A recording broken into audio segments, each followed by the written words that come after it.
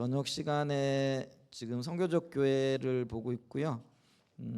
그다음에 그 선교적 교회 책을 지금 읽어가고 있는데요. 네 권이죠. 4권의 문화와 선교적인 만남을 지금 살펴보고 있는데 그 중에 6장 포스트 모더니즘 시대의 문화와 구속을 살펴보고 있고요. 지난 주간엔 포스트 모던 시대에 대한 이해를 부분을 이제 살펴봤죠. 그래서 이게 포스트 모던 시대라는 거는 모든 이후의 시대라 이런 의미가 되어지잖아요.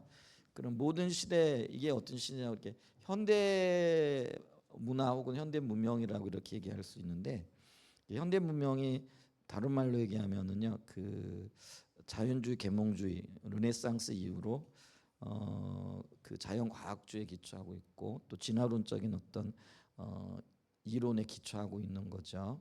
그렇기 때문에 어떤 면에서 보면 인간에게 무한한 신뢰를 이렇게 두고요.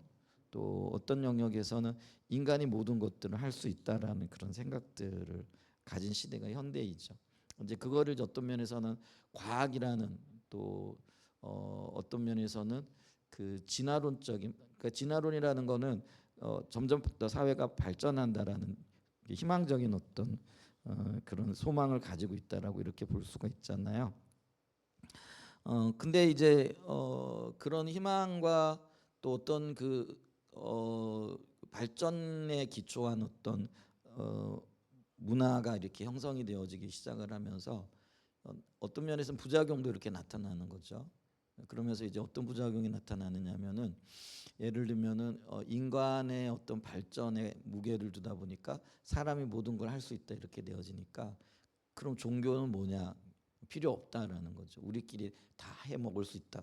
또 더 성장할 거고 발전할 거다. 이렇게 되어지면서 예를 들면은 이제 급격한 어떤 종교 쇠퇴가 일어나는 거죠. 그러면서 이제 뭐 신은 죽었다 뭐 이런 얘기까지 나오게 되어지는 이게 이제 어떤 현대 문명의 어떤 방향성이라고 이렇게 얘기할 수가 있는 거죠. 이제 근데 그렇게 하다 보니까요, 과연 인간이 희망적인가, 어떤 면에 절대적인가, 아니면은 지속적인 발전이 가능한가, 이제 그런 이상들이 무너져 내리는 사건들이 생겨나잖아요. 절망적인 어떤 사건들이 생겨나는 거잖아요. 그러면서 이제 뭐 세계 대전 같은 경우, 지금 1차 세계 대전, 2차 세계 대전을 거치면서 예를 들면은 그 3천만 명이라는 사람이 전쟁으로 죽게 되어지는 일들이 있게 되잖아요. 이게 엄청난 일들이 일어나게 되잖아요. 이제 그러면서 과연 이게 인간이 발전을 이야기를 하는데 정말 발전할 수 있는 어떤 그런 어떤 면에서 윤리적이고 도덕적이고 뭐 이런 어떤 것들이 있는가? 그게 안 보이는 거죠. 그러면서 이 현대 문화에 대한 반작용으로 일어나는 게 이제 포스트 모던이라는 거죠. 그래서 모든 이후의 시대에 그래서 어떤 면에서 보게 되어지면은 이 포스트 모던 시대는 이런 어떤 현대 문명, 현대 문화의 어떤 그 진화론적인 사고, 또 과학적인 어떤 사고의 토대에 있는 것, 또 모든 것들의 어떤 가능성을 두고 있는 것, 이런 것들을 반대하여 일어난 운동이라 이렇게 얘기를 하고 올 수가 있죠. 그런데 이게 하나의 특징이 있는데 그게 뭐냐면은요. 이 모든도 그러니까 이 현대 사회가요. 그 배경에 결국에는요. 중세 시대나 별다를 것 없이 나름의 종교를 가지고 있는데 그 종교가 바로 인간 중심적인 혹은 우리가 얘기하는 뭐라 그럴까요? 어떤 우상 뭐 이런 것들이 그리고 사단의 괴계 뭐 우리가 직접적으로 얘기하게 되어지면은 이제 그런 것들이 놓여 있었다라는 거죠. 그러면서 이런 현대 문화의 거대한 어떤 흐름들을 반대해서 나타난 것들이 포스트 모더니즘인데요. 근데 이제 이런 어떤 종교에 반대한다. 그러니까 그 이면에 담겨져 있는 종교를 반대하여 생겨난 포스트 모더니즘도요. 결국은 이제 돌아보게 되면 또 다른 종교의 또 어떤 모양을 가지고 있다라는 것들을 이렇게 볼 수가 있다라는 거죠. 자, 그러면서 우리가 지난번에 한번 읽어보라고 했던 것 중에 161페이지에 보게 되어지면은 포스트 모더니즘은 모든 메타 내러티브를 반대하는데, 그러니까 이 메타 내러티브라는 게 우리의 삶에 해답을 줄 수 있는 거대한 이야기들이라는 거죠. 근데 이제 우리 성경적인 세계관에서는 우리의 삶에 해답을 줄 수 있는 유일한 이야기가 성경이고 성경적인 세계관에서 나온다라고 생각을 하잖아요. 근데 이제 현대주의는 뭐예요? 인간에게서 나온다라는, 이성에서 나오고 과학에서 나오고 또 진화론적인 어떤 사상에서, 이론에서 나온다, 이렇게 생각을 하는 거죠. 그것도 하나의 종교고 그게 거대한 메타 내러티브라는 거죠. 이제 그런데 이 그 포스트 모더니즘이 그 현대주의적인 메타 내러티브를 거부하여 생겨나게 되어졌는데, 근데 이 이야기는 다른 말로 하게 되면은 현대주의만 반대하는 게 아니라요, 모든 메타 내러티브를 반대하게끔 되어진다라는 거죠. 근데 이제 직접적으로 모든 사회를 반대하여 일어났기 때문에 직접적인 어떤 그런 겨냥이랄까요? 그거는 이제 모더니즘에 있죠. 근데 그 이면에 기독교에 대한 반대도 있고요, 다른 종교에 대한 반대도 있다라는 거죠. 그러니까 각 종교는 어떤 면에서는 나름의 메타 내러티브를 갖고 있거든요. 불교는 불교대로, 뭐 이슬람은 이슬람대로, 기독교는 기독교대로. 근데 뭐가 옳고 그러냐? 이제 그걸 봤을 때 우리는 성경적인 세계관, 성경의 이야기가 그게 진리라고 받아들이고 그것대로 살아야 된다. 그러면은 보세요. 불교 다른 종교들은 또 자신의 종교가 거대한 어떤 이야기를 가지고 있고 거기에 구원이 있고 진리가 담겨 있다라고 주장을 하겠죠. 이제 근데 이제 아까 얘기했듯이 현대 문화가 바로 그 인간에게 혹은 과학에 혹은 진화론적인 어떤 발전에 소망을 둔 거죠. 그리고 그것을 추구했는데 근데 이제 예를 들면은 아까도 얘기했지만은 전쟁 같은 걸 경험하게 되어지면서 과연 인간에게 소망이 있는가, 이런 의문들이 생겨나게 되어지는 거죠. 이제 그러면서 여기에 반대하는 그런 어떤 운동이 바로 포스트 모더니즘이라는 거죠. 근데 이 포스트 모더니즘은 모든 메타 내러티브를 반대하는 거라는 거죠. 왜냐하면 그게 억압적이라고 본다라는 거죠. 그러니까 이게 종교이기 때문에요. 아까도 얘기했더니 모든 종교는 억압의 요소가 있다라는 거. 그러니까 우리도 그렇잖아요. 우리는 그 성경적인 세계관이 거대한 메타 내러티브로서 우리에게 구원을 주고 그게 진리이기 때문에 우리도 그렇게 얘기하잖아요. 어떻게 얘기해요? 예수 믿어야 산다고 얘기하잖아요. 예수 안 믿으면은 지옥 간다고 얘기하잖아요. 그러면은 그걸 듣는 사람들 입장에서는 어떻게 생각하는 거예요? 뭐 당신들한테만 구원이 있어? 꼭 교회 다녀야만 구원 얻는 거야? 이런 반발이 생길까요, 안 생길까요? 근데 그 반발이 왜 생겨요? 이게 억압이라고 생각하기 때문에 있다라는. 그러니까 모든 메타 내러티브로는 억압적인 요소가 있다라는 거예요. 근데 이 포스트 모더니즘이요, 이 억압을 반대하여 생겨난 거라는 거죠. 이제 그렇기 때문에 모든 메타 내러티브, 결국은 기독교도 포스트 모더니즘이요 반대하게끔 되어져 있다라는 거예요. 그러니까 그 현대 문명에 반발하여 생긴 게 포스트 모더니즘인데, 근데 그 이면에는 보게 되어진 모든 메타 내러티브에 대한 반대를 하게끔 되어져 있다라는 그런 의미예요. 자, 그래서 리차드 부쿰 포스트 모더니즘의 핵심을 이렇게 표현한다라는 거죠. 리오타르 사람의 이름인데요. 포스트 모더니즘을 정의한 사람이에요. 이 비롯한 여러 학자들은 포스트 모더니즘을 모든 메타 내러티브에 대한 거부로 정의한다. 왜냐하면 자신의 고유한 가치나 문화를 보편화하려는 시도인 메타 내러티브는 권위주의적이거나 억압적일 수밖에 없기 때문이다. 포스트 모더니즘은 메타 내러티브를 힘과 지배를 꿈꾸는 프로젝트로 폭로한다. 포스트 모더니즘은 보편주의를 지향하는 자세를 거부하고, 그러니까 이제 모든 게 우리가 옳고 우리가 표준이 되어지고 기준이 되어져야 되는데 이게 보편주의라는 거예요. 그러니까 모든 어떤 속성은요, 모든 그 메타 내러티브의 속성은 이 보편주의의 어떤 속성을 가지고 있다라는 거죠. 우리가 옳아. 그러니까 이게 세상의 표준이 되어져야 돼. 그러니까 서구 제국주의에 대해서도 얘기를 했잖아요. 그러니까 서구 제국주의가 평창할 때 뭐예요? 우리가 이렇게 따라와 봤더니 우리가 이렇게 잘 살게 되어졌어. 그러니까 너희들도 잘 살아야 돼. 하고는 자기들의 어떤 문화를 가지고 가는데, 근데 표면적으로는 그런데 그걸 이제 세상에 퍼뜨리려고 하지만은 그 이면에 뭐가 있는 거예요? 결국은 제국을 더 팽창시키고 자기들이 우월하다는 걸 드러내고 자기들이 어떤 우월적인 지위를 가지는 거예요. 그러니까 식민지를 가지는 거예요. 근데 이런 어떤 그 사람들이 보편주의인데 보편주의 안에 억압과 어떤 면에서는요 극단적인 어떤 이기주의들이 담겨져 있다라는 거예요. 그러니까 경제 세계화도 마찬가지예요. 오늘 잘 사는 나라가 예를 들면 뭐 다국적 기업이나 이런 것들을 만들어 가지고 세상으로 퍼뜨려 나가죠. 그러니까 요즘 다국적 기업들이 어떤 게 있을까요? 대부분 다국적 기업. 근데 기업의 속성이 뭐예요?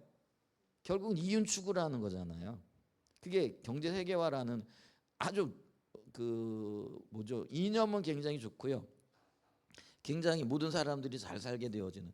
근데 그런 면이 있어요. 근데 이 경제 세계화라는 이름하에 어떤 면에서는 제3세계는 더 착취를 당하거든요.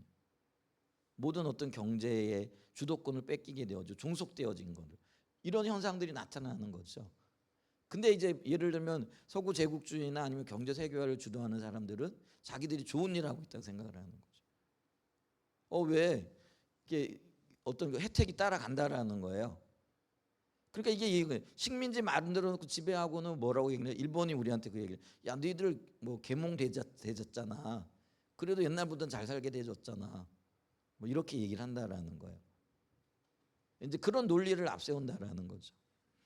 그러니까 보편주의 어떤 특징을 그렇게 가지고 있다라는 거죠. 그러니까 있잖아요. 기본적으로 이 모든 메타 내러티브는요 권위주의적이나 억압적인 특징을 가지고 있다라는 거죠. 그래서 포스트 모더니즘은 메타 내러티브를 힘과 지배를 꿈꾸는 프로젝트로 폭로한다. 이거는 굉장히 바로 본 거죠. 어떤 면에서는요. 그래서 포스트 모더니즘은 보편주의를 지향하는 자세를 거부하고 특수성, 다양성, 지역주의 및 상대주의를 택한다라는. 그래서 이 포스트 모더니즘은 뭐냐면은 너 하고 싶은 대로 해 이거예요. 그 여기 보게 되어지면 그 특수성, 다양성, 지역주의 및 상대주의 이렇게 얘기를 해요. 그럼 여기 있잖아요. 치명적인 단점이 뭐냐면은요. 모든 게 옳아요. 그러면 어떻게 되는 거예요? 네가 말하는 것도 옳아, 내가 말하는 것도 옳아. 그러면 기준이 없어져 버리는 거예요. 그럼 뒤죽박죽이 되어지는 시대인 거죠. 그러니까 이 포스트 모더니즘 시대는요, 굉장히 사람의 어떤 삶의 양식들이랄까 추구하는 게 다양해요. 그러니까 이제 이 시대가 되어지면서 예를 들면은 우리가 그거를 문화적인 측면을 보게 되어지면은요, 사람들이 예를 들면 머리를 염색하는데 옛날에는 머리 염색해도 까만 것만 염색했잖아요. 근데 지금 포스트 모더니즘 시대는 어떻게 되어지는 거예요? 왜 그게 그것만 오르냐? 그러니까 빨간색을 염색하고 싶은 사람 빨간색 염색하는, 보라색 염색하고 싶은 사람은 염색하는 거예요. 하얀색 염색하고 싶은 사람은 하얀색 염색하는 거예요. 여러분 그게 별거 아닌 것 같잖아요. 근데 이게 포스트 모더니즘의 영향이라는 거예요. 그거 다 다양해. 하고 싶은 대로 사는 거야.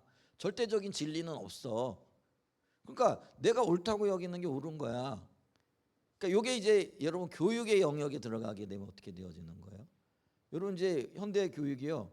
수학을 이렇게 가르치잖아요. 근데 수학에도 정답이 없어요. 실제로 그렇대요. 아이들이요. 너 왜 그렇게 생각하니? 그럼 나는 이렇게 생각해요. 그러면은 교사들이 그거 틀렸다라고 말하지 않고 그래 너 그렇게 생각할 수 있구나. 그걸 인정해 줘야 된다라는 거예요. 그러면 있잖아요. 보편적인 가치관에서 우리가 봤을 때 옳고 그름이라는 게 옛날에는 분명하게 있었어요. 교실에서 선생님이 말하는 거 옳았어요. 근데 이게 옳기 때문에 옳은 게 아니라 그게 이제 어떤 면에서는 권위가 들어가 있는 것도 있고 억압이 섞여 있는 것도 있어요. 근데 그럼에도 불구하고 우리는 그걸 인정해 줬단 말이에요. 근데 지금은 어때요? 요즘 뭐 이런 뭐 교육이 안 되어진다라는 거 이렇게 얘기잖아요. 그러니까 그리고 그것 자체가 포스트 모더니즘의 영향이라는 거야.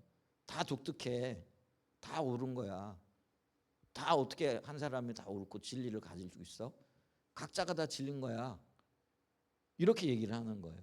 그게 포스트 모더니즘 시대라는. 그래서 여기 보면 포스트 모더니즘의 특징이 뭐냐면 모든 보편주의, 이게 진리하고 그거를 퍼뜨리려고 하는 그런 모든 경향들을 다 거부해 버리고 뭐예요? 사람은 고유해, 특수해, 다양해. 그리고 그 지역에 따라서 다 문화가 다른 거야. 그런 것들 다 존중해 줘야 돼. 뭐 사람도 마찬가지죠. 나 이렇게 살고 싶다 그러면 그래, 그것도 옳은 거야 하고 다 인정을 해줘야 된다라는 거예요. 그래서 포스트 모더니즘은요, 어떤 메타 내러티브도 불신할 뿐만 아니라 보편주의와 통합에 반대하는 다양성과 이질성을 원칙적으로 지지한다라는 거예요.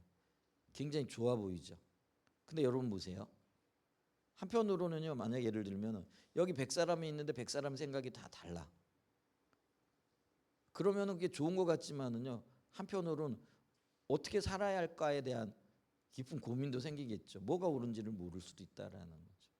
지금 우리가 그런 시대를 살아가고 있는 거예요. 근데 성경은 뭐라고 얘기를 해요? 옳은 게 있다라는 거예요.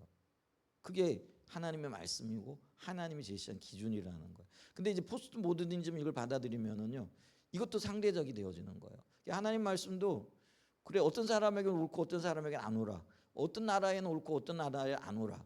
그리고 어떤 지역에서는 옳은 거고 어떤 지역에는 안 옳아. 내가 그게 옳지 않다고 생각하면 그거 옳지 않은 거예요. 이러면 이것도 굉장히 심각한 문제를 가지고 올 수밖에 없다라는 거예요. 여러분, 진리는 어디예요? 이 나라든 저 나라든 동일해야 되거든요. 하나님의 말씀은 뭐예요? 이 사람이든 저 사람이든 옳아야 되거든요. 진리가 되어져야 되잖아요. 그러니까 미국에서 해석되어진 하나님의 말씀이 다르고 한국에서 들려지고 선포되어진 말씀이 다르다? 이건 있을 수가 없는 얘기잖아요. 이제 그래서 이 포스트 모더니즘 시대가 상대적이고 다양성을 주장하는데 이게 또 다른 어떤 심각한, 근데 이게 또 다른 종교라는 거죠. 그리고 그 이면에 뭐예요? 역시 영적인 어떤 흐름이 있을 수밖에 없다라는 것들을 기억해야 된다라는 거죠. 자, 참고로 당연히 우리는 모든 메타 내러티브를 부정하는 포스트 모더니즘의 주장을 받아들일 수 없습니다. 그래서 오늘날 우리는 한쪽에서는 모더니즘을 상대로, 그러니까 이제 모더니즘의 특징은 뭐예요? 어떤 면에서는 한마디로 얘기하면 인간에게 소망을 두는 거죠. 그러니까 자연주의, 과학주의, 뭐 진화론적인 사고, 이게 이제 이성적인 어떤 사고죠. 그게 이제 모더니즘의 특징이라면은 다른 한쪽에는 뭐예요? 포스트 모더니즘이라는 거예요. 그게 뭐예요? 다 다양해, 다 옳아, 다 인정해줘야 돼. 그러니까 이 모더니즘도 그 이면에 뭐예요? 인간 중심이 있는 거죠. 그러니까 포스트 모더니즘도요, 그게 들어가 보게 되면 영적인 문제가 있는 거죠. 그러니까 우리는 뭐예요? 이 그 현대 문명, 그러니까 모더니즘의 메타 내러티브와 또 어떤 면에서 포스트니즘이 주장하는 것들이 다 그 우리의 어떤 뭐라 그럴까요?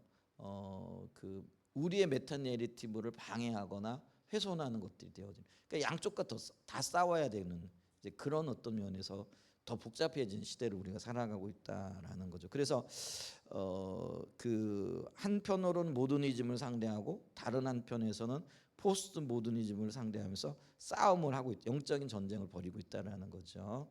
그러나 동시에 포스트 모더니즘은 교회가 공적인 영역에서 자신을 복음을 제시할 수 있는 기회를 만들어주고 있기. 그러니까 모더니즘처럼 교회를 사적인 영역으로 몰아붙여가지고 간섭하지 말아라. 이제 이게 현대 문명의 특징이라 그랬잖아요. 그리고 우리가 그걸 받아들였다 그랬잖아요. 그런데 포스트 모더니즘은요, 이제 그런 어떤 경계를 또 허무는 역할들을 한 거예요. 그러니까 포스트 모더니즘의 제일 공격이 모더니즘이었거든요. 그러니까 모더니즘의 특징들을 무너뜨리는 역할들은 한 거예요. 근데 여전히 이 포스트 모더니즘도 영적인 문제를 안고 있지만은 이제 그런 어떤 우리가 사적인 영역에 밀려났었는데 공적인 영역으로 복귀할 수 있는 길을 만들어 줬다라는 거예요. 한편으로는 그래서 어떤 면에서 보게 되면 이거는 우리에게 다행인데요. 또 한편으로는 이 포스트 모더니즘의 이 다양성이 또 다른 문제들을 야기하고 있는데 이거는 또 어떻게 극복할 것인가? 이게 이제 우리의 과제라는 거죠. 그래서 우리가요 지금 굉장히 다양한 시대를 살아가고. 근데 이게 예를 들면 아까도 얘기했지만 교육에 적용이 되고 이런 어떤 문화적인 흐름이나 또 주도적인 어떤 이런 이것도 어떤 면에서는 새로운 메타 내러티브가 될 수 있는 거잖아요. 이게 우리의 삶에 적용이 되어지면은요 우리가 생각하지 못했던 다양한 문제들이 발생하기 시작을 한다라는. 근데 그게 요즘 가장 첨예하게 드러나는 게 교육 현장이에요. 우리 지금 아이들 교육하기 너무나 힘들잖아요. 선생님은 선생님들대로 죽겠다라고 얘기하고 있고요. 교육 못 하겠대. 그리고 또 아이들은 또 아이들대로 죽겠다라고 얘기하고요. 또 학부형들은 또 학부형대로 죽겠다라고 지금 얘기. 다 각자가 지금 죽어나고 있는 거예요. 근데 이게 포스트 모더니즘의 영향이다 이렇게 볼 수가 있는 거죠. 하여간 지금 우리가 이 부분에 대해서는 앞으로 더욱 상세하게 살펴보도록 합니다. 그러면 이런 삶을 극복하기 위해서 그리고 이런 시대를 살아가는 데 있어서 우리는 어떻게 살아야 되겠느냐? 이제 그게 이제 두 번째 우리가 다루는 증언의 삶이라는 거죠. 자, 포스트 모더니즘이 메타 내러티브에 대한 반기를 들고 일어날 때 기독교를 우선적으로 염두에 둔 것이 아니라 아까 얘기했죠. 모더니즘을 염두에 두었다라는 거죠. 그러니까 제일 공격 대상이 모더니즘이었다라는 거예요. 그래서 예를 들면은 이게 모더니즘의 보편주의를 이렇게 주장하고 모든 다른 것들을 억압하기 시작을 할 때 예를 들면 그래요. 모더니즘의 특징이 과학주의적이고 이성주의자라 그랬잖아요. 그러면 이제 이성주의에 반대하는 게 감성주의잖아요. 그럼 이 감성이 가장 첨예하게 드러나고 어떤 면에서 활발하게 나타나야 할 영역이 예술 분야예요. 그렇잖아요. 예술은 어떤 면에서는 감각이라 그래야 되나 뭐 저는 예술적이지 않아 가지고 하여간 이 감정이라든지 뭐 감각이라든지 이런 것들이 굉장히 뛰어나야 되잖아요.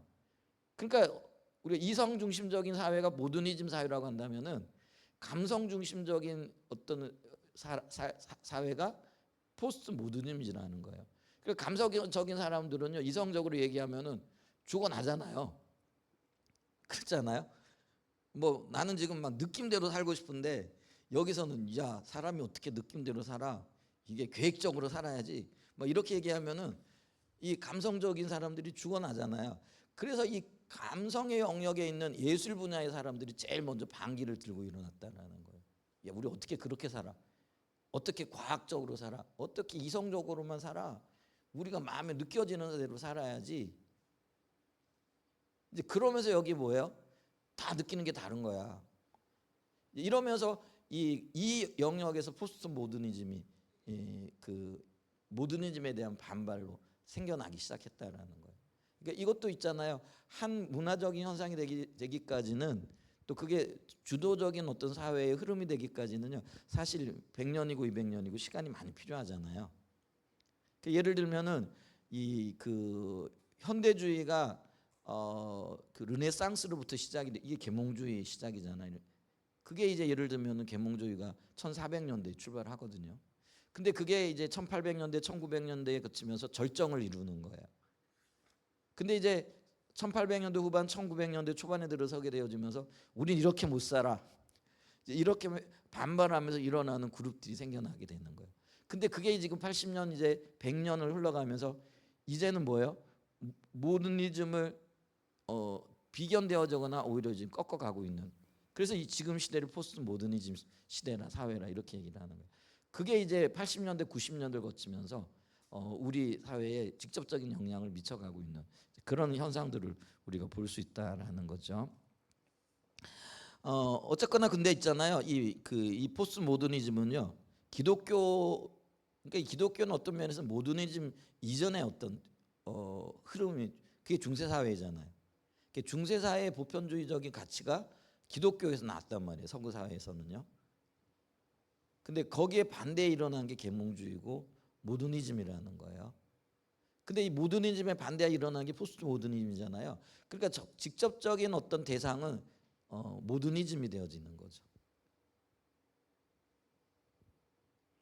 그러니까 기독교를 염두에 둔 건 아니라라는 거죠. 보폼은 모더니즘에 대한 포스트 모더니즘의 반대를 매우 잘 표현하고 있는데 거기에 보면 모더니즘의 종교적인 성격을 매우 잘 볼 수 있기에 여기에 인용해 본다 그러면서 여기 이제 인용되어진 거를 말하고요. 여기 이제 이 견해를 네슬리 뉴비긴도 동의하는 이제 그런 이야기라는 것을 얘기하고 있고요. 뉴비긴은 서구 교회가 현대 서구 문화가 전제하는 공적 사적 이분법을 그대로 마치 진리인 것처럼 받아들이고 그것에 순응해 버린 것. 이게 이제 모더니즘의 전략이었고요. 그게 교회가 그걸 그대로 받아들였다라는 거죠. 그래서 공적인 영역, 사적인 영역. 기독교는요. 공적인 영역과 사적인 영역을 나누지 않아요. 통합적으로 봐요. 그렇잖아요. 그러니까 예를 들면 있잖아요. 하나님의 말씀이 교회에서는 적용되는데 정치에서는 적용이 안 된다. 이건 안 되는 거잖아요. 하나님의 말씀은 진리이기 때문에 정치에서도 경제의 영역에서도 개인의 삶의 영역에서도 교회 안에서도 교회 바깥에서도 다 적용이 되어져야 된다라는 게 이게 우리 성경적인 메타 내러티브를 받아들이고 살아가는 사람들의 신앙이라는 거죠. 근데 모더니즘은 뭐예요? 그렇게 하지 말아라라는 거예요. 그러니까 이성 중심적인 것 그리고 우리가 이해할 수 있는 어떤 그런 것들은 공적인 영역이 통용이 되어져. 근데 종교적인 영역은 그건 영적인 거 아니냐라는 거예요. 어떤 사람은 믿을 수 있고 어떤 사람은 안 믿는데 그거를 내가 믿는 그런 경험에 의지하는 거. 이성과 경험은 반대잖아요. 그러니까 이 신앙은 경험적인 영역이니까 그거는 너희들끼리나 믿는 거야. 사적으로나 믿는 거야. 교회 안에서나 얘기하는 거지. 그걸 세상 바깥으로 가지고 나면 안 돼. 세상은 오직 증명되어지는 것 그게 과학주의라는 거죠. 그리고 우리가 보편적으로 받아들일 수 있는 이성에 근거한 것들 그것만 이야기를 해야 돼. 이게 이제 모더니즘 사회였다라는 거. 근데 가만히 생각해 보면 그게 맞는 것 같잖아요. 그 뒤에 있는 종교적인 그게 종교인 거예요. 근데 그걸 모르고 우리가 교회가 용납했다라는 거예요. 그거를 이제 네슬리 뉴비긴은요 문제가 상당히 심각한 거라 이렇게 이해를 했는데 이제 그런 영역에서 포스트 모더니즘이 그걸 더 선명하게 보는데 역할은 했다 지금 그 얘기를 하고 있는 거예요. 자, 좀 읽어보면은요. 자, 리오타르가 거대 서사들을 거부했다고 해서 그가 기독교 이야기를 생각하고 있었던 것은 아니었다. 이게 이제 리오타르가 포스트 모더니즘의 어떤 개념들을 정리하고 퍼뜨린 사람이다라는 거죠. 근데 그가 얘기할 때 그가 어떤 개념들을 정의할 때 기독교 세계관을 염두에 두고 한 건 아니라는 거예요. 그걸 받아들인 것도 아니었다라는 거예요. 그가 정의하는 메타 내러티브는 특질상 모던적이고 후기 계몽적인 현상이다. 리오타르가 메타 내러티브를 이렇게 정의한다고 해서 그의 비판이 성경적 메타 내러티브와 전적으로 무관해지는 것은 아니다. 오히려 그것은 우리가 성경적 메타 내러티브와 현대적 메타 내러티브를 신중하게 구별할 것을 요한다. 인간의 상황을 비롯한 실제를 포괄적으로 설명하기를 열망하고 그로 인해 사회를 규제하고 과학기술을 통해 인간을 해방하는 수단이 되는 합리성에 기반을 둔 보편적 기준을 추구하는 모든적 이성의 프로젝트와 이게 이제 모더니즘이라는 거예요. 모더니즘의 특징이 뭐라고요? 그 과학기술을 통해 인간을 해방하는 수단이 되는 합리성, 이성주의에 기초했다라는 그런 걸 얘기하죠. 그게 보편적 기준들이에요. 근데 이런 거를 뭐예요? 리오타르는 직접적인 표적으로 삼는다라는 거죠. 그래 아까 얘기했잖아요. 어떻게 사람이 이성적으로만 사냐? 사람 이성이 먼저냐, 감정이 먼저냐? 어떤 사람은 감정이 먼저일 수 있잖아요. 감정이 진리일 수 있잖아요. 그래서 그거를 리오타르는 이게 이걸 오히려 이런 것들이 우리를 억압한다. 이걸 지금 얘기하고 있는 거죠. 그래서 현대의 메타 내러티브는 모든 사건, 모든 관점 그리고 모든 형태의 지식을 포괄적인 합리적으로 설명하려는 전체화 이론이다. 모더니즘이 그렇다라는 거죠. 자연과 인간 역사라는 두 실제는 본래 이성적으로 이해할 수 있기 때문에 인간의 진보를 위해 합리적으로 정복될 수 있다고 현대 메타 내러티브는 가정한다. 그래서 그거를 주장한 거였다라는 거예요. 그래서 인간의 이성과 과학주의에 기초한 합리적으로 합리성으로 이 모든 것들을 해결할 수 있다. 이게 모더니즘의 특징이라는 거죠. 근데 그 포스트 모던 비판에서는 그러한 메타내러티브가 서구가 이데올로기로 세계를 지배하는 도구가 되어졌다라고 이렇게 본다라는 거예요. 그러니까 반대하는 거예요. 그러니까 예를 들면은요, 서구 제국주의나 경제화 이론도 이런 거잖아요. 자기들이 앞서 있는 거죠. 그리고 자기들이 잘 사는 거죠. 잘 사니까 우리의 어떤 삶이 맞다라는 거예요. 근데 여러분 보세요. 예를 들면은 인간 만족의 또 행복도 우리가 그걸 가끔 수치화해 가지고 뭐 표현하잖아요. 그러면 우리가 이게 옳은 거면은요, 서구 사회에 있는 사람들이 만족도라든가 행복도라든가 이게 제일 높아야 되잖아요. 근데 인간 삶의 만족도가 행복도 이런 게 제일 높은 데가 어디예요?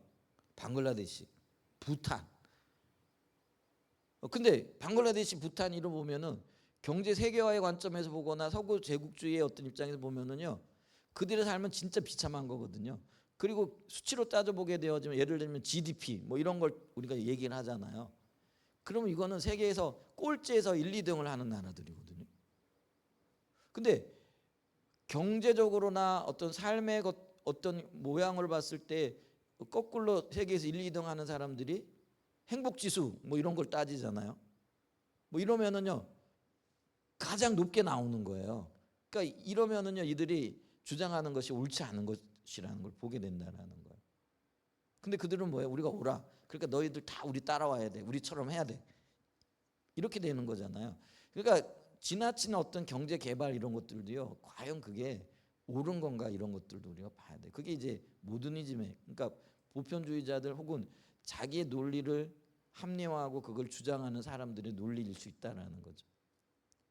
그러니까 개발해야 돼. 그럼 잘 살 수 있어. 그게 이제 경제 논리잖아요. 그러니까 잘 사는 서구 제국이 못 사는 나라들을 향해 우리처럼 해야 돼. 그러니까 우리가 하는 대로 해야 돼. 그러니까 우리 경제에 편입을 해야 돼. 그러면서 그 나라들을 오히려 지배하고 정복하는 그런 어떤 빌미로 삼았던 것들 보잖아요. 근데 그게 과연 옳으냐라는 거예요. 그러면 같은 나라 안에서도요. 예를 들면은 뭐 있잖아요. 개발이 좀 빠른 공장지대가 많이 들어선 지역이 있고 농업이 발달되어진 지역이 있을 수 있잖아요. 그러면 공업이 발달된 지역에서 야, 이 농업해 가지고는 돈 많이 못 벌어. 그러니까 다 밀어버리고 다 공장 지어야 돼. 요게 이제 쉽게 얘기하면은 같은 논리라는 거예요. 그럼 그게 정말 옳으냐라는 거, 절대적인 거라는 거예요. 그 사람에 따라 다를 수 있고요. 받아들인 입장에서 다를 수가 있잖아요. 근데 그걸 억압했다라는 거예요. 그렇게 받아들였다라는 거죠.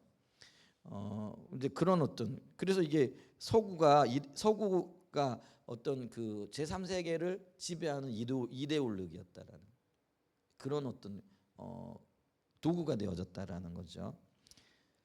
자, 이제 그래서 포스트 모더니즘이 발흥했다 그럴까요? 생겨나기 시작을 했는데 야, 이성이 최고냐? 아니야. 감정도 있어. 이러면서 들고 나온 게 쉽게 얘기하면 포스트 모더니즘이라는 거예요. 자, 그렇게 반대해서 생겨난 그럼 그 포스트 모더니즘이 모더니즘에 대한 반기로 일어났다고 해서 기독교 신앙에 대해서 호의적이냐라는 거예요. 근데 그렇지 않다라는 거예요. 그것은 모든 메타내러티브를 거부합니다. 보콤도 포스트 모더니즘은 서구 모더니티의 메타내러티브에 노골적으로 반대하지만 기독교와 이슬람교의 메타내러티브 같은 유서 깊은 메타내러티브들도 동시에 은연중에 반대하고 비판한다라는 거예요. 이게 이제 그걸 잘 봐야 된다라는 거예요. 자, 그러면서 이것이 우리가 살고 있는 이 시대라는 거죠. 이 상황에서 우리가 우리의 모든 공적인 영역을 성경 이야기, 즉 성경적 메타내러티브에 의해 세워야 한다고 말하면 그럼 포스트 모더니즘 사람들이 맞아. 이게 모더니즘이 옳지 않으니까 이제 우리가 그걸 공격해. 그러니까 우리가 동지가 돼 가지고 그러면 성경적인 메타내러티브로 돌아가야 돼. 우리 그렇게 해야 돼. 이렇게 받아들일 거냐라는 거예요. 천만의 말씀이라는 거. 그렇지 않다라는 거. 그걸 우리가 볼 수 있다라는 거예요. 특히 조나단 sak스가 말하는 보편주의자 문화들에는 중세 기독교가 포함되어 있다라는 거죠. 그래서 현대 모더니즘은요, 종교를 극단적으로 반대하잖아요. 그래서 이게 한 아류라고 할 수 있는 공산주의도요, 모더니즘의 한 특징인데 한 분파라는 거예요. 근데 이 공산주의에서는 극단적으로 종교를 뭐라고 얘기를 해요? 아편이라고 얘기를 할 정도로 반대하잖아요. 근데 모든 종교를 그렇게 반대하는 거라는 거예요. 그래서 물론 이게 주표적인 서구 사회에서는 그 서구 사회의 종교 그러면은 서구 사회의 주종교는 뭐예요? 기독교죠. 그러니까 이제 주로 기독교가 언급이 되어지지만은 실은 이들이 주장하는 건 모든 종교라는 거예요. 그러니까 이슬람, 불교, 뭐 힌두교, 뭐 이 모든 것들을 다 반대하는 게 이게 모더니즘의 특징이라는 거예요. 이제 그걸 우리가 봐야 된다라는 거죠. 리차드 부쿰은 우리가 우리의 그러한 시도가 포스트 모던 시대를 살아가는 사람들에게 어떤 의심을 살지 매우 잘 표현하고 있다라는 거죠. 자, 한번 읽어보면은요. 성경 내러티브의 움직임은 일종의 제국주의나 교회의 지구화 내러티브 혹은 교회의 자기 권력 강화의 한 형태가 아닌가? 그것을 통해 교회는 그 자체의 이야기를 보편하고 다른 이들에게 들이대고 그들을 종속시키고 그들의 이야기를 억압하고 그들이 자신의 이야기를 쓸 기회를 박탈하는 것이 아닌가? 심지어 다른 이들의 희생으로 그 자체의 이야기를 보편화하려는 기독교 교회의 충동이야말로 인간의 자유와 다양성에 대한 폭력적 억압과 이념적 탄압을 가져오는 모든 전체주의 내러티브의 현대적 형상의 뿌리가 아닌지 물어야 하는 거 아닐까? 누가 이렇게 생각한다라는 거야? 포스트 모더니즘 사람들. 그거를 생각하는 사람들이. 그래서 모더니즘의 뿌리가 어떤 면에서는 그 이면에 담겨져 있는 그리고 그런 어떤 문화를 가지고 오고 문명을 가지고 했던 게 결국은 이 기독교 문화 때문에 그렇다라는 거예요. 그러니까 결국은 포스트 모더니즘을 반대하는 게 기독교 문화, 기독교 성경적 메타니즘을 받아들이는 게 아니라 그것도 반대한 이유가 되어진다라는 거죠. 왜냐하면 그것에 뿌리가 있다라고 생각을 하는. 긍정적인 뿌리든 부정적인 뿌리든. 그래서 기독교적인 메타내러티브를 반대하여 생긴 게 모더니즘이잖아요. 근데 그걸 또 반대해 가지고 생긴 게 포스트 모더니즘이잖아요. 그럼 포스트 모더니즘은요. 메타내러티브를 반대한다라는 모더니즘을 반대한다라는 건 또 그 전에 있었던 성경적 메타내러티브도 의심한다라는 얘기야. 반대한다라는 얘기야. 왜냐하면 그게 뿌리가 되어지고 또 이런 걸 가져온 게 그게 원인이 아니냐라는 거죠. 근데 지금 그 얘기를 지금 하고 있는 것들을 이렇게 보게 되어지는 거죠. 그러면 거기에는 계몽주의의 진보 개념에서부터 유럽 제국주의, 마르크스주의, 나치즘, 더 나아가 전 세계적 자본주의와 전 세계의 미국화까지 모두 포함될 것이다. 그래서 이게 뿌리가 되는 거 아니냐. 그러니까 우리가 의심해야 되는 거 아니냐. 이렇게 생각한다라는 거죠. 자, 그럼 이 상황에서 복음은 공적인 진리고 예수님의 주되심이 모든 창조 세계 가운데 실현되는 것이 하나님의 성교이며 따라서 우리는 모든 문화를 구속하라는 소명을 받았는데 이게 이제 성경 메타내러티브고 우리는 그 메타내러티브를 따라 살아가게 되어지면 이런 소명을 받을 수밖에 없다라는 거예요. 그런데 지금 우리가 살고 있는 시대는 어떤 시대라고요? 포스트 모더니즘 시대. 이걸 굉장히 싫어하는 시대라는 거예요. 그럼 우리가 어떻게 그러면은 이 성경의 메타내러티브를 이 시대에 이루어갈 수 있느냐라는 거예요. 그게 이제 오늘 오전에 나눴던 말씀과도 굉장히 밀접하게 연관이 되어지는 거잖아요. 그거를 여기선 뭐라고 얘기를 하는 거예요? 증언의 삶을 살아야 된다라는 거죠. 그래서 이 리차드 부쿰은 이거를 뭐라고 얘기한다면은요, 증언의 삶이라 얘기를 한다는 거죠. 그러니까 증언의 삶이 뭐예요? 예수 그리스도를 드러내고 나타내는 증인의 삶을 살아가는 거잖아요. 근데 그 증인의 삶이 다른 말로 얘기하면 십자가의 삶이라는 거죠. 그러면 이건 뭐예요? 내가 옳다 그러다 논쟁을 통해서 우리가 이길 수 있는 성질의 것이 아니라는 거예요. 그럼 뭐예요? 삶으로 증거해내야 된다라는 거예요. 그게 십자가의 삶이라는 거예요.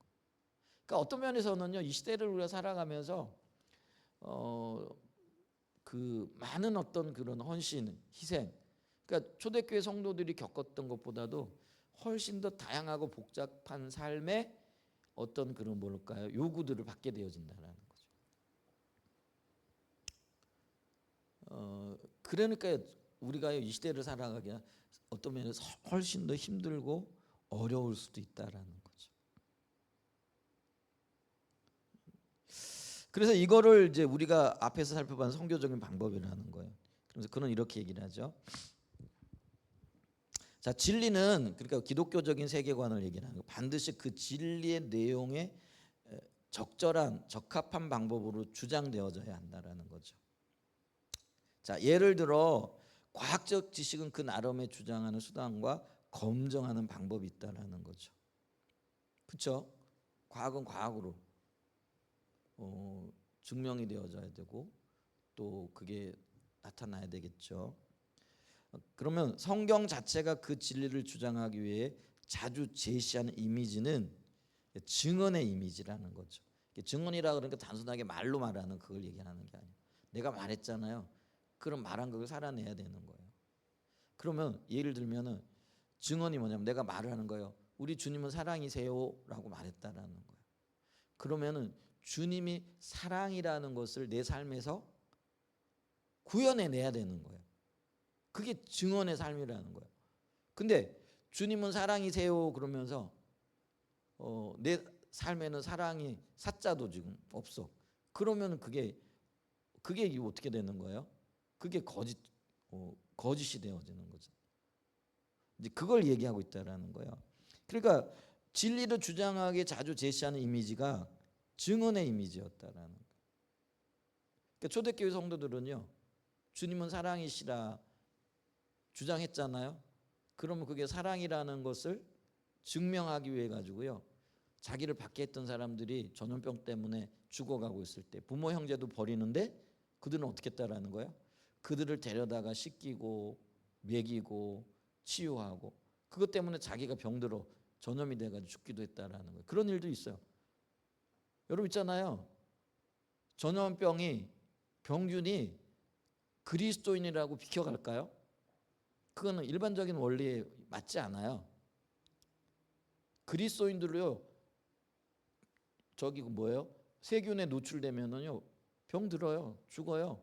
여러분 예수 믿는 사람들이라고 해서 우리 뭐예요? 이번에 전염병 갑자기 생각이 안 나네. 우리 여기 막 맞아요. 코로나 코로나 비켜가던가요? 저하고 여러분도 비슷하네요. 갑자기 얘기하니까 이 코로나가 생각이 잘 안 나네. 그러면 그게 전염병이잖아요. 그러니까 당신은 예수를 참 잘 믿으니까 코로나 균이 왔다가 예수 믿는 사람이네, 피해 가야지. 그런 경우들이 있어요. 하나님이 특별한 어떤 목적을 해가지고 거기다가 그 예수의 인 찍어 놓으면은요 죽음의 사자가 피해 가잖아요. 예수 피 보혈, 그러니까 어린 양 피 바른 사람 좌우 문지방에 발라놨잖아요. 그러면은 죽음의 사자가 왔다가 피해 가요. 근데 있잖아요. 전염병균은 하나님이 특별한 어떤 보호를 하지 않으면 일반적인 우리가요, 그렇잖아요. 예수 믿는 사람도 태어나고 살아가고 또 병들고 죽고 하는 그 모든 과정들을 거쳐가는 거예요. 예외가 없단 말이에요. 그잖아요. 그런데 그러면은 초대교회 성도들은 너무 그 과학적인 지식이 없어가지고 그 사실을 몰랐을까요? 아니에요. 그들도 우리도 전염병자를 접촉하면은 전염병에 옮긴다라는 걸 알았어요. 우리 있잖아요. 왜 그렇게 열심히 마스크 쓰고 다녔어요? 혹시 코로나 걸린 사람 만나면 코로나 바로 옮길까봐 그래도 마스크 쓰면은 안 옮긴다라는 그것 때문에 열심히 마스크 쓰고 다녔잖아요. 근데 옛날에는요, 마스크도 이렇게 면 마스크 써봐야 별로 효력도 없잖아요. 수건 들렀다고 해가지고 효력도 없잖아요. 근데 그때 당시에요, 예를 들면은 흑사병 같은 거, 이 흑사병은 이제 중세 유럽을 휩쓸었는데요. 유럽 인구의 3분의 1이 죽어가는 거예요. 그건 있잖아요, 치사율이 30%예요. 그거는 엄청난 거예요. 두 집 건너 한 집은 죽는다는 얘기예요. 그러니까 유럽의 인구가요, 짧은 기간 안에 흑사병 때문에 3분의 1이 전염병 때문에 죽어요. 이 전염병이 그렇게 무서운 거잖아요. 그러면 있잖아요, 그거는 뭐냐면 내가 그 사람을 접촉했다, 그건 곧바로 전염된다라는 의미거든요. 근데 그 전염병 걸린 사람이 누구냐? 자기들을 박해했던 사람들. 예수 믿는다고요, 예수 믿는 사람을 끌어다가 그 원형 경기장에 집어 던지고요, 화형에 처하고요. 그렇게 적극적으로 반대했던 지역의 사람들의 그 지역이 전염병이 돈 거예요. 그럼 우리 같으면 뭐예요? 야, 하나님이 우리를 그렇게 박해하더니 벌 주셨네. 잘됐다, 잘됐어, 빨리 죽어라. 이럴 수 있을까요, 없을까요? 그게 우리 보편적인 그거는. 근데요, 그 지역에서 아들이 전염병에 걸렸는데 부모도 못 돌아봐요. 그냥 도망가 버려요. 팽개쳐 버려. 그거 갖다 내다 버려요. 근데 내다 버렸던 그들을 기독교인들이 자기 집으로 데리고 오는 거예요. 그리고 씻기고 먹이고 치유하는 거예요. 그 과정에요, 그리스도인들도 전염병이 옮아가지고요, 많은 사람들이 죽었어요. 근데 어떤 사람들은 치유를 받거든요. 회복됐거든요. 그리고 난 다음에 그들이 도대체 이 사람들이 누구냐라는 거예요. 근데 이 사람들이 어떤 사람이에요? 예수님은 사랑이다 말로만 증거하는 게 아니라 삶으로 그거를 증거해내는 거라. 이걸 증언의 삶이고 증거의 삶이라는 거예요. 그러니까 이 시대에 보세요. 우리가 우리의 진리가 참인 것을 어떻게 증명해내야 되고 증거해내야 되겠느냐는, 삶으로 증거해내야 된다.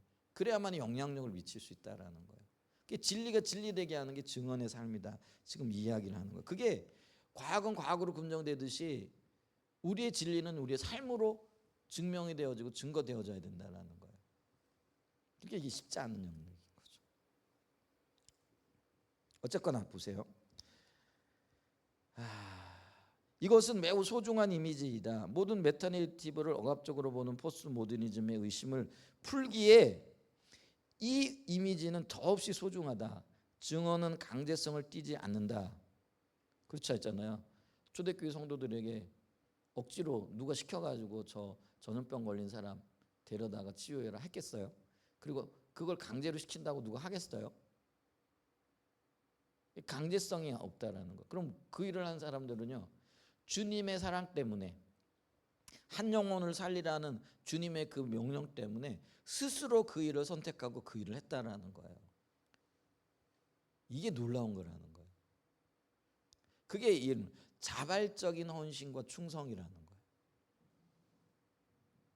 사실 있잖아요, 우리가 자발적으로 충성하고 자발적으로 헌신하는데 그걸 누가 당해내겠어요? 그게 무서운 거라는 거예요. 근데 이 자발적인 충성과 헌신이 어디에서부터 나와요? 하나님과의 관계에서 나오잖아요. 이 관계가 안 되면은요, 해라 그래도 안 하는 거예요.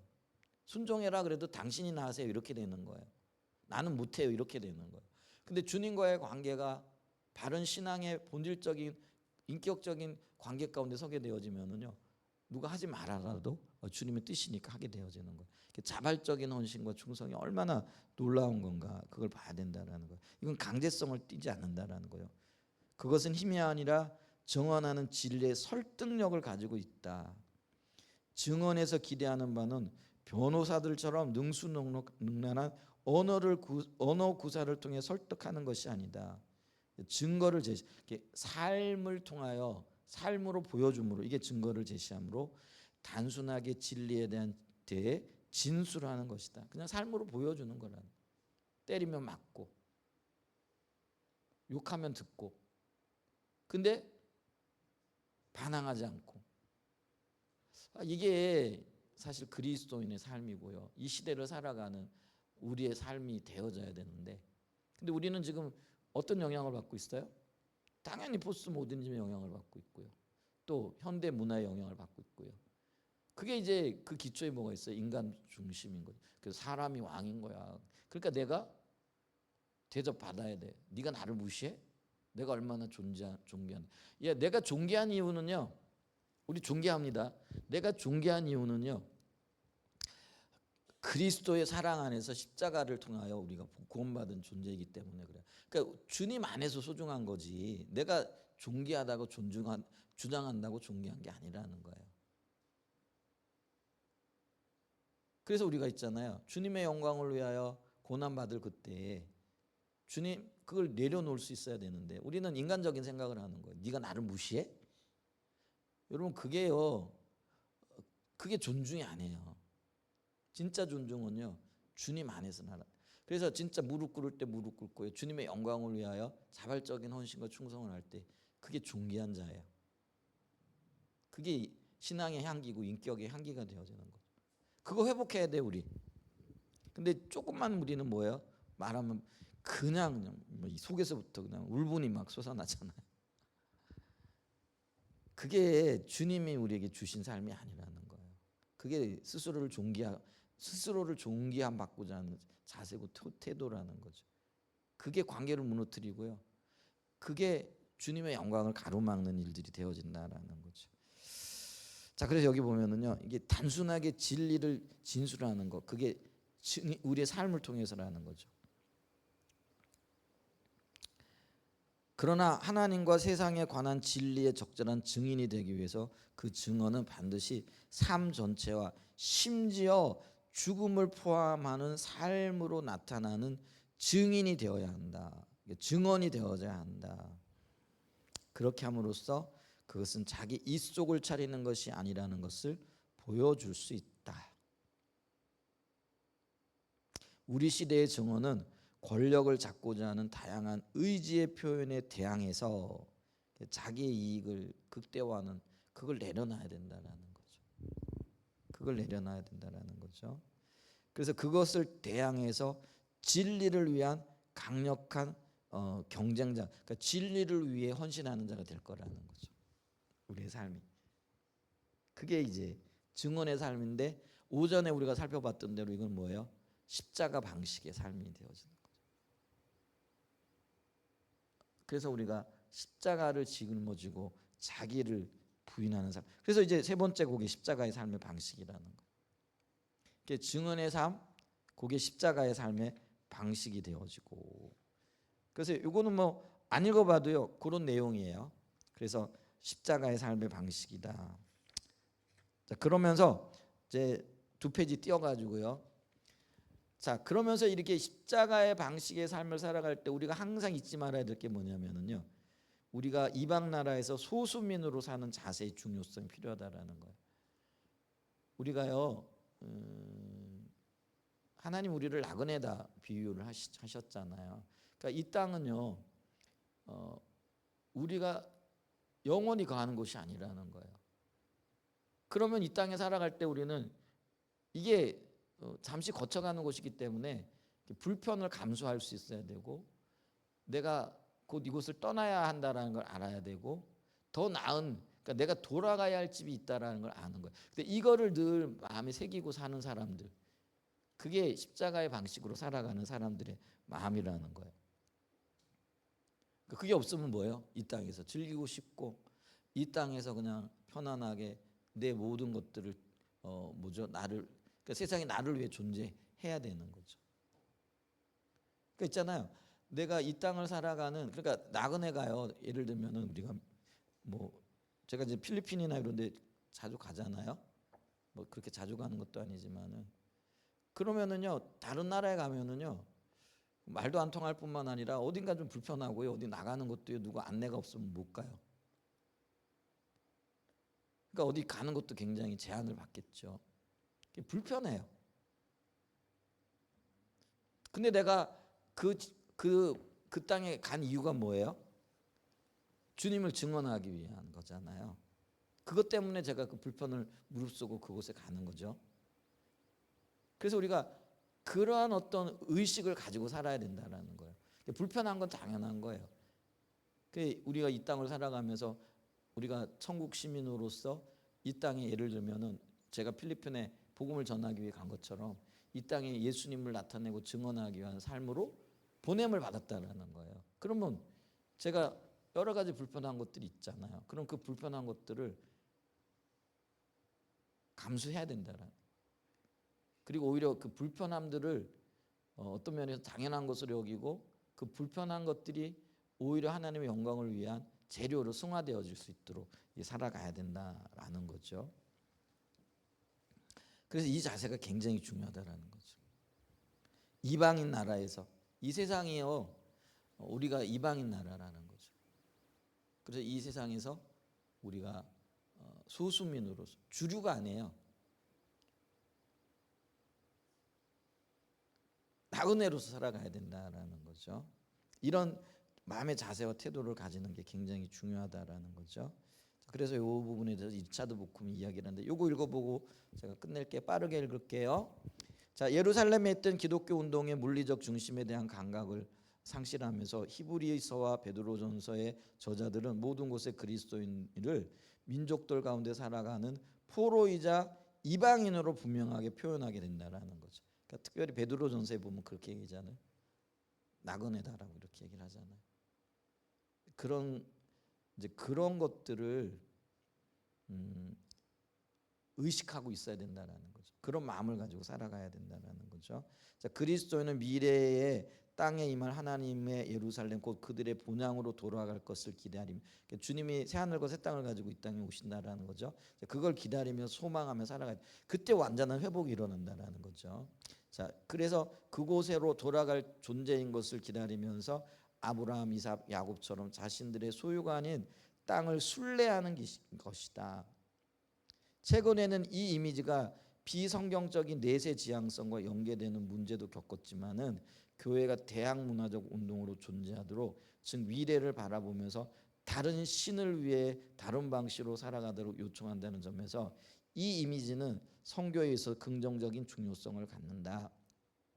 포스트 모던 서구에서 교회가 탈기독교 사회와의 선교적 관계를 재개념화할 때 이 이미지는 다시 한번 진가를 발휘할 수 있다. 서구 교회는 사회적이고 문화적인 주변부야말로 선포와 긍휼함으로 타자를 향해 나아가는 출발점이자 하나님 안에서의 중심이라는 생각이 익숙해져야 할지 모른다. 이것은 아마도 늘 주변부에 자리하셨던 그리스도에 대한 교회의 증언을 향상시킬 것이다. 예를 들면 있잖아요. 그 초대교회 성도들을 보면은요. 초대교회 성도들은요. 로마 세계 안에서 항상 주변부였다라는 거예요. 변두리 삶이었다라는 거예요. 중심이 아니었다라는 거예요. 오늘날에요. 이 세대 가운데 교회가 중심이냐? 교회가 중심이지 어떤 때가 있었어요. 그게 중세사회 때였잖아요. 근데 그럴 때 교회 정체성을 잃어버렸잖아요. 근데 교회가 오히려 주변부에 있을 때 어떤 면에서는 우리가 변두리에 있다라는 걸 인식할 그때가 자기 정체성을 분명하게 가지고 어떻게 살아야 할까를 알고 있었던 시대라는 거예요.